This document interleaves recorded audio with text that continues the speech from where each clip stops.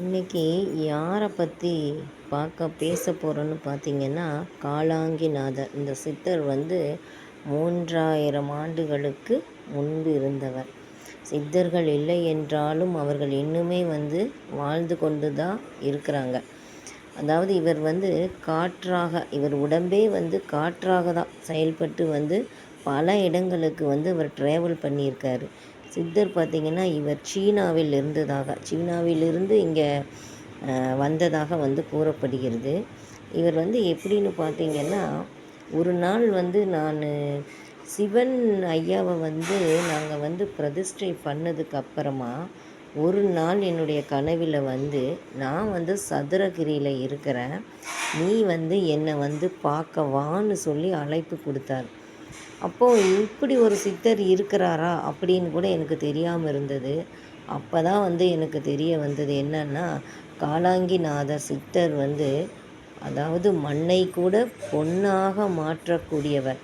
இவர் காற்று ராசியில் இருப்பவர்களெல்லாம் இவரை வணங்கும் பொழுது சீக்கிரமாக அவர்கள் ஏதாவது ஒருத்தங்க வேண்டி 10 நாள் அடைய வேண்டிய விஷயத்த ஒரே நாளில் அடைஞ்சிருவாங்க. அப்படி வல்லமை படைத்த இந்த காலாங்கிநாதர் சித்தர் இவர் மண்ணையும் பொன்னாக மாற்றக்கூடியவர். அதுக்கு ஒரே உதாரணம் என்னன்னா, ஒரு வணிகர் சிவனடியாருடைய ஒரு வணிகர் சிவன் கோவில் கட்டுவதற்காக பெரும் செல்வந்தரான வணிகர் எல்லாத்தையுமே இழந்தார். ஆனால் அவரால் கடைசி வரைக்கும் சிவன் கோவிலே கட்ட முடியல. அந்த சமயம்தான் இவர் என்ன செஞ்சுருக்காருன்னா, சதுரகிரி மலைக்கு போயிருக்கார் அந்த வணிகர். அப்போ காலாங்கிநாதர் சித்தர் ஐயா தியானத்தில் இருக்கும் பொழுது அவர் காலை பிடிச்சி கதறி அழும் பொழுது அவர் என்ன சொல்லியிருக்காருன்னா, நான் பெரும் செல்வந்தராக இருந்த வணிகர், என்னுடைய ஒரே நோக்கம் நான் சிவன் கோயிலை கட்டுறது தான். ஆனால் அந்த கோவிலை கடைசி வரைக்கும் என்னால் கட்ட முடியல. என்கிட்ட இருந்த பொன் பொருள் அத்தனையுமே இழந்துட்டேன். எனக்கு சமமான என்னுடைய செல்வந்தர்கிட்ட எல்லாம் போய் கேட்கும் பொழுது அவர்களும் எனக்கு தர மறுத்துட்டாங்க.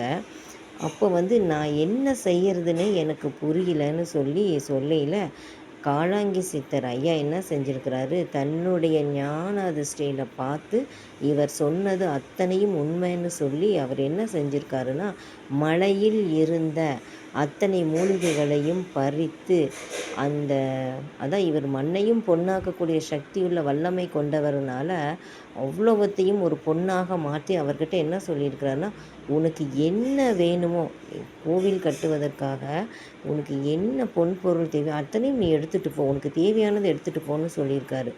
அவரும் சந்தோஷமாக அவ்வளவும் எடுத்துகிட்டு போய் சிவாலயத்தை கட்டி முடிச்சிடுறாரு. இவர் மீதமுள்ள அனைத்தையும் அந்த கிணத்துல போட்டுட்டு அந்த கிணத்துக்கு காவலாக வாராகி அம்பாளையும் பேச்சி அம்பாளையும் கருப்பண்ண சாமியும் காவலுக்காக நிறுத்தி போட்டு மறுபடியும் இவர் தியானத்தை நோக்கி பயணம் செய்வதற்காக அங்கிருந்து அவர் கிளம்பி போயிடுறாரு. அதாவது ஒரு காலாங்கிநாதர் ஐயா மண்ணையை கூட பொன்னாக மாற்றக்கூடிய வல்லமை கொண்ட அப்படிப்பட்ட காலாங்கிநாதர் சித்தரை காற்று ராசிகள் யார் காற்று சம்பந்தப்பட்ட ராசிகளாக இருக்கிறவங்க அவரை வழிபடும் பொழுது சுலபமாக தன்னுடைய பிறவி பயனை அவர்கள் அடைந்து விடுவார்கள்.